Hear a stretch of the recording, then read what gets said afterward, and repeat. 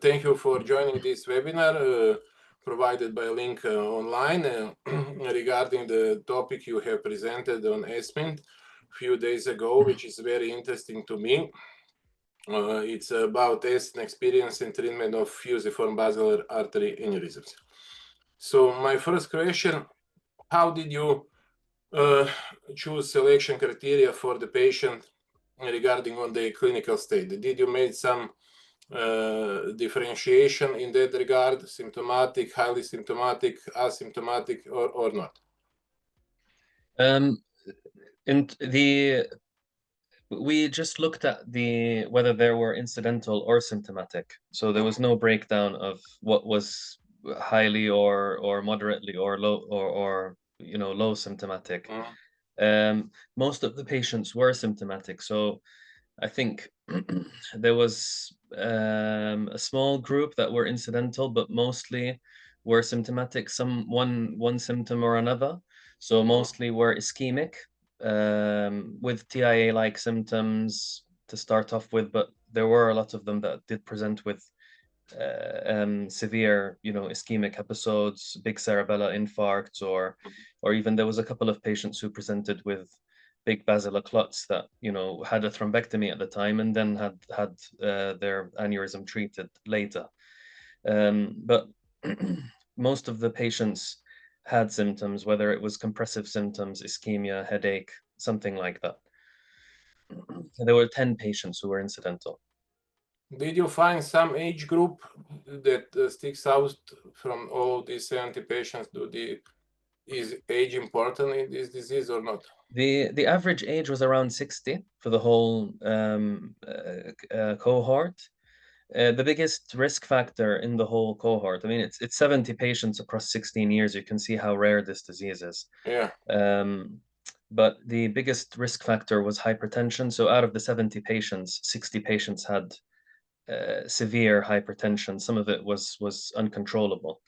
So that was definitely a risk factor for them. There were a few patients who were younger who presented with these fusiform aneurysms, and particularly those younger patients, they had hypertension. And did you notice that younger patients tend to go worse because they have earlier onset in their life regarding to the elderly? Or that not make any difference? The problem with the younger patients was there was an apprehension and fear that this has developed quite early, and that it will most likely continue to progress even if you control their hypertension. That's one factor. The other factor was that these patients, the space in their head essentially is a bit less than a patient is a bit less than a patient who's in their 60s and 70s. Yeah. So somebody who has a 12, 15 millimeter aneurysm is going to have a bit more symptoms than somebody who's 70 who has a similar aneurysm like that, because of the fact that they're compressing a bit more. So looking at those, especially the patients who did have follow-up before. So there was about 26 patients who had previous imaging, 5, 6, 7 years ago. Those are the patients who were younger, who waited to have some more follow-up imaging, and all of those patients progressed. All of those patients, their aneurysms grew bigger. Yeah, that we find that in our daily life. Same. Yeah, they tend to progress very, very fast. Correct. Yes. So about the technique throughout all of these years, how did the evolution?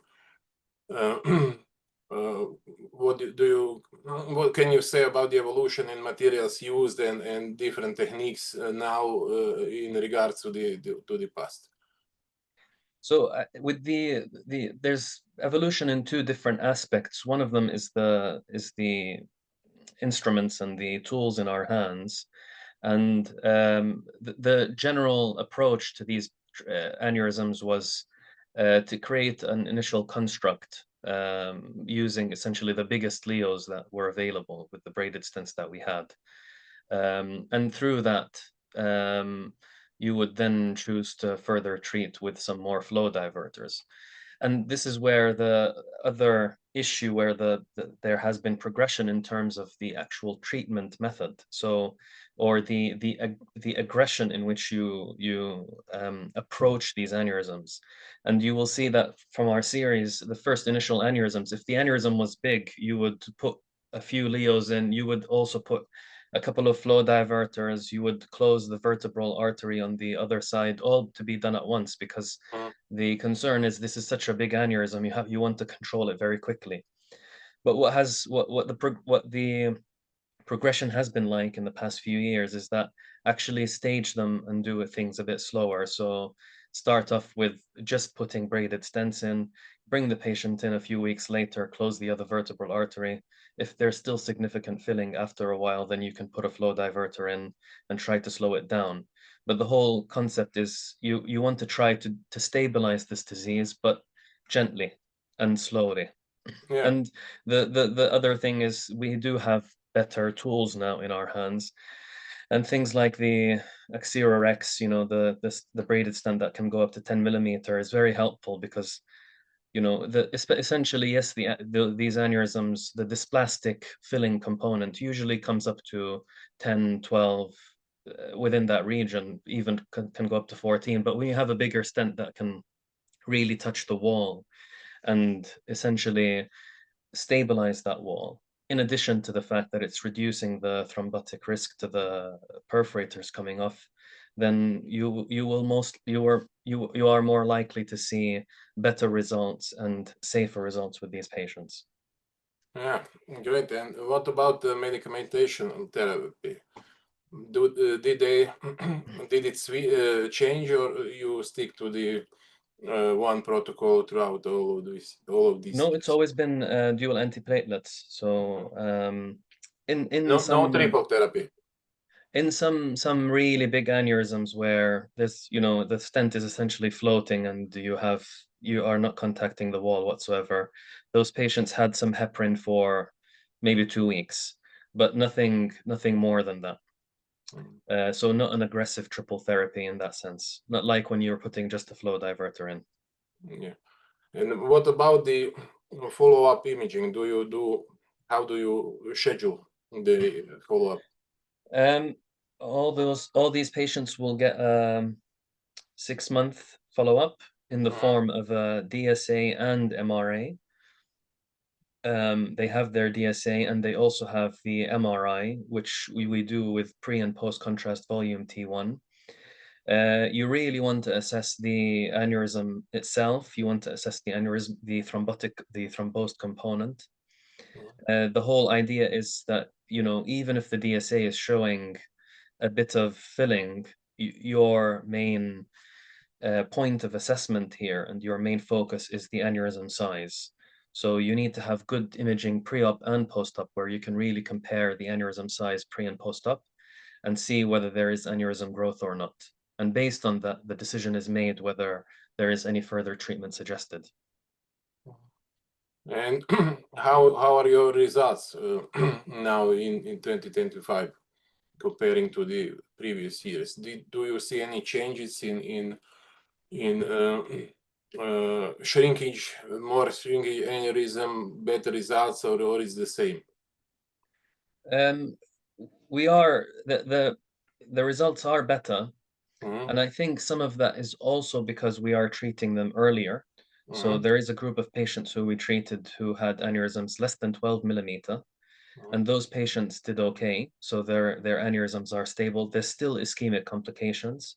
So mhm. 3 out of those 12 patients, for instance, had some minor ischemic complications. There's no escaping it, unfortunately. Um, but because of that, because we are treating them earlier, the results are better.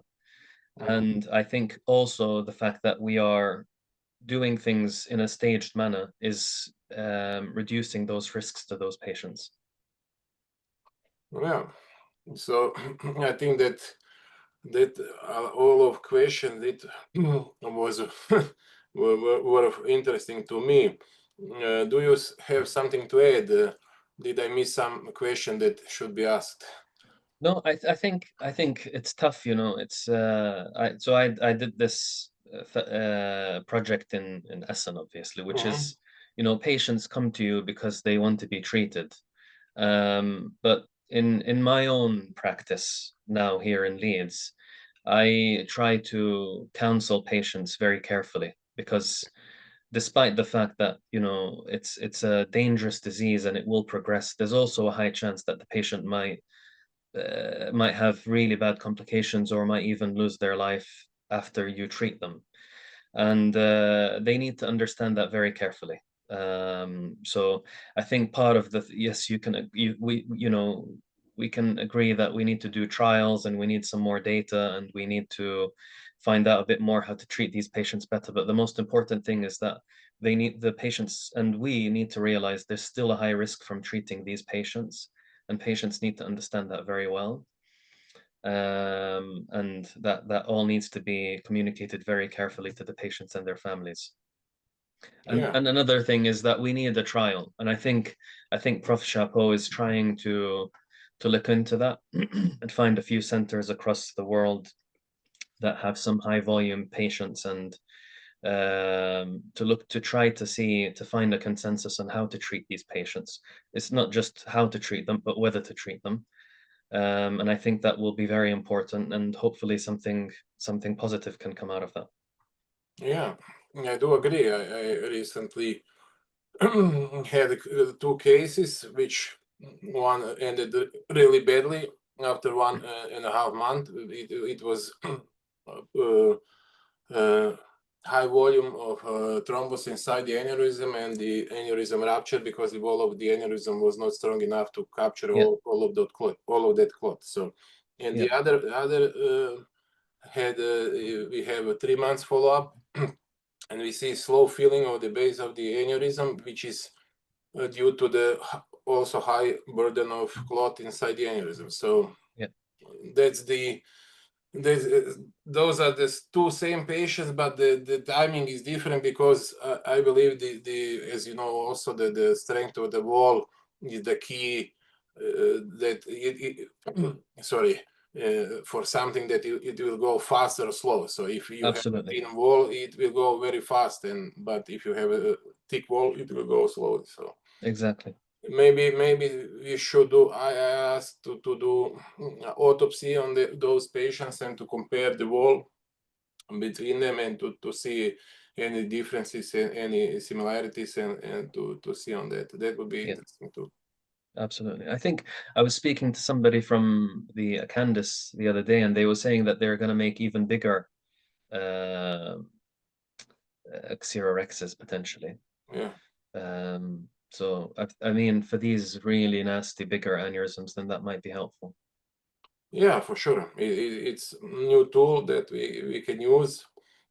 More tools that is better. So you can choose and to size it up to the patient and the different anatomy, different curves. So it's helpful. Exactly. Yeah. Exactly. Yeah. What else to say? I think that we covered it all.